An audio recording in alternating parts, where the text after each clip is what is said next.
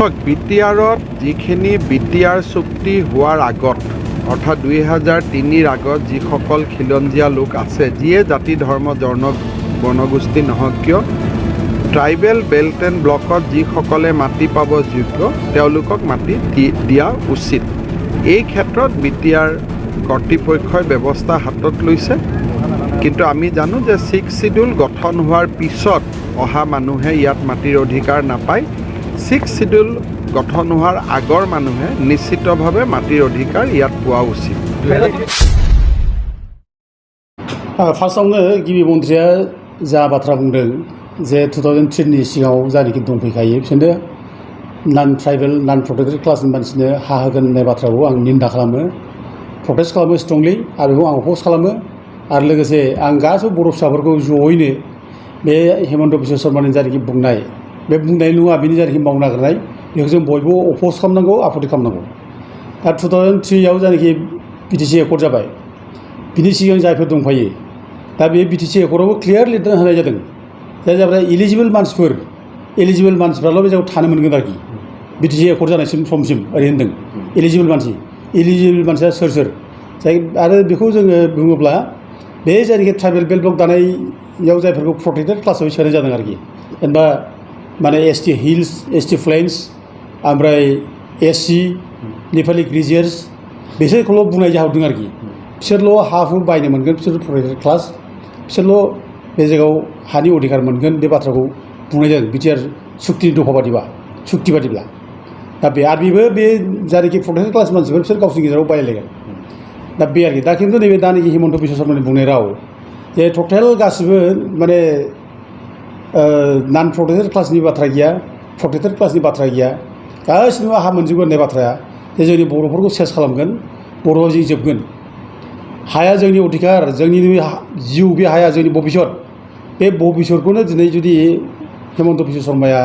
मालायनो जुदि रानना होनो नागिरोब्ला नन ट्राइबेल मानसिफोरनो जोंनि हाया नन ट्राइबेलनि आखायाव थांजोबगोन गासिबो। जोङो हानि बिगोमा जानानै हानि जोङो माने गलाम जानांगोन। जोङो हानि थाखाय गोदाव सोराव जोङो आन्दायबायनांगोन। दिनै जोंनि 95% बर'फ्रा हानि सायाव निर्भर खालामो। दा गथिखे जोंनि हाखौ जुदि मालायनो होनाय जायोब्ला जोङो बर'फ्रा जोङो भिखारि जानांगोन आरोखि, हानि भिखारि जानांगोन। बेनिखायनो जोङो स्ट्रंलि अपोज खालामो, जों बेखौ मानिनो हाया। दा ट्राइबेल बेल्ट ब्लकआव गुबुन हारिफ्रा नन प्रटेक्टेड क्लास मानसिफ्रा हा बायनो हाया। आरो ट्राइबेल बेल्ट ब्लक जानायनि उनाव ट्राइबेल बेल्ट ब्लकनि उनाव जायनोखि माने बिटिसि सुक्ति जाबाय बे ट्राइबेल बेल्ट ब्लकखौ लानानैथ' बिटिसि सुक्ति जादों। ट्राइबेल बेल्ट ब्लक ट्राइबेल साबप्लेन बे एरियाखौ लानानैथ' बिटिसि सुक्ति जादों। दा गथिखे ट्राइबेल बेल्ट ब्लक थानायनि उनावबो बे 6 शिडिउल एरियायाव इसेबां माने बेल्ट ब्लक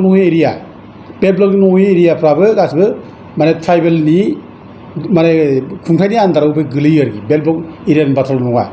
बे ट्राइबेलनि खुंथायनि आन्दाराव गोलैनाय 6 शिडिउलनि आन्दाराव गोलैनाय बे एरियाफ्राव इसेबां माने नन प्रटेक्टेड क्लासनि मानसिफोर बिसोरो हा बायनो मोना। अनलि ट्राइबेल बेल्टल' बाथ्रा नङा, ट्राइबेल बेल्ट ब्लकनि बाहेरायावबो जायफ्रानाखि 6 शिडिउल एरियायाव थानाय हाफोर बे हाफ्राव नन प्रटेक्टेड क्लासनि मानसिफोर नन ट्राइबेल मानसिफ्रा हा बायनो मोना। बे आयेनाव गैया, बे 6 शिडिउलनि प्रभिजनाव गैया। सोरबा जुदि 6 शिडिउल गठन जानायनिफ्राय 2003आव जायनोखि बिटिसि गठन जाबाय बे गठन जानायनि सिगांनिफ्राय बिसोर दंखायोब्ला, सोरबा बे जायगायाव दंखायोब्ला बिसोर गावसोरजों गाव बायनो हागोन, बिसोरो गावजों गाव फाननो हागोन। खिन्थु ट्राइबेलनि हाखौ बिसोरो बायनोबो मोना, फाननोबो मोना। बिसोर जोंनि हायाव बिसोर अधिकारानो गैया। बाथ्रा बे आरो जों ट्राइबेल बेल्ट ब्लक जायनोखि दादों, ट्राइबेल बेल्ट ब्लक दानाय समनिफ्राय खुन ट्राइबेल ब्लकआ 1947आव दादों। 1947नि 5 डिसेम्बर बेनिफ्राय माने ट्राइबेल बेल्ट ब्लकखौ दानाय जादों। बे 1947नि 5 डिसेम्बरनिफ्राय जेसेबां माने ट्राइबेल नङि मानसिफोर दं, नन प्रटेक्टेड क्लास मानसि दं, बिसोर बे ट्राइबेल बेल्ट ब्लकआव हा बायनो हाया। बिसोर प्रटेक्टेड क्लास मोना, बिसोरनो माबाया हाया,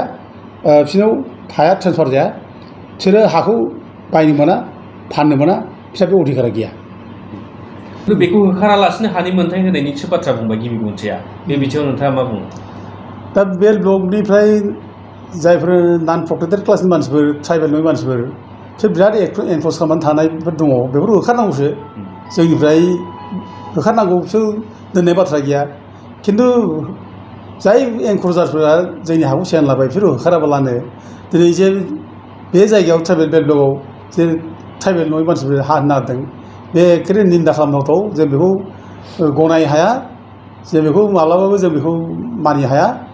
दा होखारनायसो जों दाबि खालामो होखारनांगौसो दा दिनै जोंनि हिसाब खालामनायाव जों नुदों जों आरटिआइ खालामनानै जा रेकर्ड मोन्दों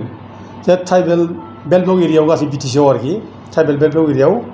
3,49,500 बिगा हाया दिनै नन ट्राइबेलनि दखलाव दङ बे इलिगेल भाबै माने आवग्रिना लादों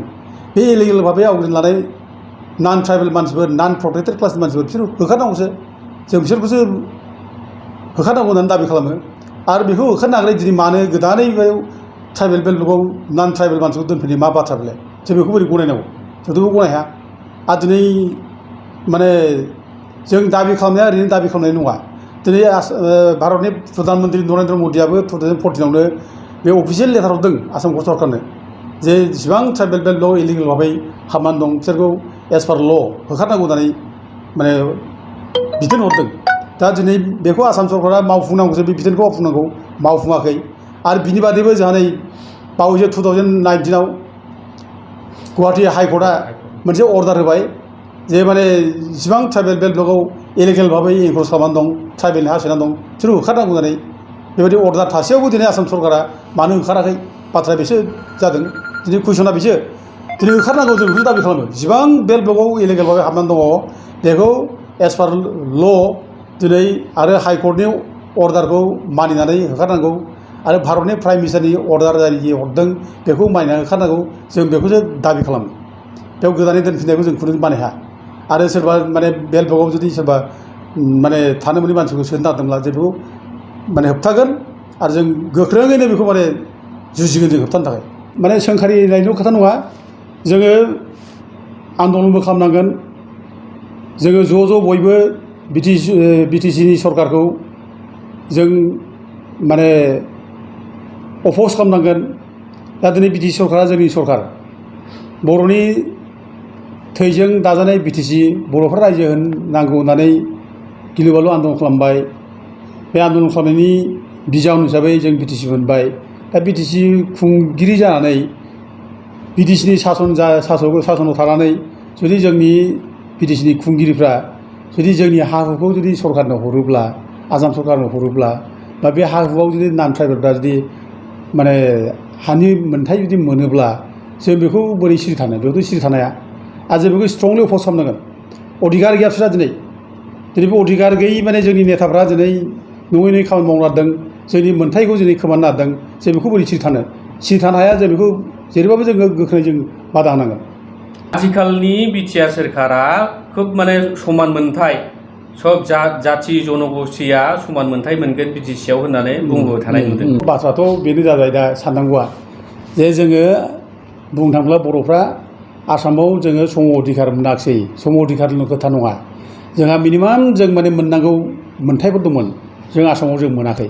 जोंखौ आसाम सरकारा जोंखौ गोदोनिफ्रायनो जोंखौ फिसा बाथुल बादि बिमा बाथुलनि फिसाफोरबायदि जोंखौ बेबहार खालामबोदों नासयबोदों नाख्रेबबोदों जोंखौ ट्राइबेल जनजाति मैथाव जाथि होनना मुगैबोदों जोंनो मोननांगौ जिनिसखौनो जोंनो होआखै अथ'स जों आसामनि थागिबि फिसा बे हानिनो जोङो माने खुंगिरि फिसा जोंनि रायजो जोंनि राजाफ्रा बे जायगायाव रायजो खुंलांदों जोंनि आबौमोनहा बे जायगायावनो ग्रोम ग्रोम रायजो जालांदों खिन्थु जोंनो जेबो अधिकार जोंनो आसाम सरकारा जोंनो होआखै लेखा फरायनायनि सुजुग होदों ना साख्रि बाख्रियाव जोंनो मोनसे मोजां सुजुग होदों ना जोंनि रावखौ फेहेरनायनि सुजुग होदों जेबो जोंनो होआखै हा हुनि अधिकार जोंनो जेबो होआखै जोंनि हा हुखौ बिसोर लांफिनजोबदों साख्रि बाख्रियाव जोंनि जारि मोननांगौ दंमोन बेखौ मालायनो होदों जोंहा रोंगौथि दंब्लाबो जोंनो होआखै दा बे खेथ्रआव जों आलादा बड'लेण्ड रायजो बिबाय आलादा बड'लेण्ड रायजो बिनानै जोंनो खुंथाय जोंनो हरबाय जोंनो बिटिसि हरबाय बे बिटिसिया जोंनि जोंनि अधिकारनिसो बाथ्रा बियो ट्राइबेलफोरनि प्रटेक्सननि थाखायसो बर'फोरनि प्रटेक्सननि थाखायसो बिटिसिखौ हरनाय जादों बे बिटिसिया जोंनिसो फुल माने प्रटेक्सननि थाखायसो बिटिसि बियो बे बिटिसिआव जोंनि प्रटेक्सननिसो बाथ्रा दं बे बिटिसिआव गुबुन हारिनो सम अधिकार होननाय बाथ्रा गैया दा प्रमद बर'मोनहा जे बाथ्रा बुंदों सम अधिकार सम बिकास होनना बुंदों बिसोरो एखेबारे गोदाव सोराव बानसि बिसोरो जेबो गियान गैया बिसोर नलेजआनो फिसा गैया सोरजों सम अधिकार सोरजों सम बिकास जानोफालाय जोंथ' सम अधिकार रावबो होननो हाया जोंहा ट्राइबेल रिजार्भेसन खथा दं दिनै जोंहा बिटिसिआव जोंहा दिनै माने गासै 40 माने सिटनि गेजेराव 36 दं जों बेखौ सम अधिकार होननानै जों बिसोरनो रानना होनोसै नामा दिनै साख्रि बाख्रिनि खोथा दं जोंहा दिनै बिटिसिआव साख्रि बाख्रियाव जोङो जोंनि सायाव अधिकार बे सिक्सिदलाव जों इसिबां खिलाया जों 70% 80% जों लानो हागौ ट्राइबेल माने सिक्सिदला जों ट्राइबेल थाखोसो नालाय दा बेयाव जुदि जों सम अधिकार होननानै जुदि बे साख्रि बाख्रियावबो जों बिसोर समान समान जुदि जों रानना लायोब्ला जों मा मोननो बिजालाय जोंथ' मोननायसो नङा जोंहाथ' जेबो थानाय नङा मानोना जनसंख्याखौ नायोब्ला जोङो जोंनि सिक्सिदल एरियायावबो जोंनि जनसंख्या खम बिसोरनिफ्राय खम बिसोर बांसिन मोनगोन जनसंख्याखौ नायोब्ला दा गथे माने जोंनो बे सम अधिकार सम बिकास होननाय रावानो जाया जोंनो जोंखौ जों माने बिकास खालामना लाथों जोंखौ माने मा होनो अधिकारखौ जोंनो खालामना लाथों होननानै जोंनि सिक्सिदलनि जेरैखि जोंनो गोहो हरदों दा बे गोहो बादियै जोङो जोंनि अधिकारखौसो जों मावफुंना लागोन बेवहाय जों मालायनि सम अधिकारनि बाथ्राखौ जों मानो बुंबालाय आरो बेवहाय जों माने सम बिकास बाथ्रा बोरै फैनांगौ जा जोंनि बिकास जोंनि राव हारिमु जौगानाय जा बाथ्रा दं जोंनि शिक्षा दिखानि जौगानाय बाथ्रा दं बेखौ जों मावलांगोन जोंनिसो बाथ्रा बियो बेवहाय माने सम बिकास मालाय राव हारिमु जौगानाय बाथ्राखौ जों माने सिन्था खालामबाय बे बिसोरनि बाथ्रा बियो जा जोंनि बाथ्राखौ जों सिन्था खालामगोन बे सम बिकास सम अधिकारनि खुनु बाथ्रा फैया आरो सिक्सिदलाव खुनु सम अधिकार सम बिकासनि बाथ्रा बेयाव माने बाथ्रा फैया आरो बेखौ जों बुंनो नाङा आरो प्रमद बर'आ जेखौ बुंगासिनो दं बे जेबो रोङा बे जेबो मिथिया बे सिक्सिदलाव सम अधिकार फैया सम बिकास फैया बेखौ मिथिखायो बे बुंगासिनो दं बे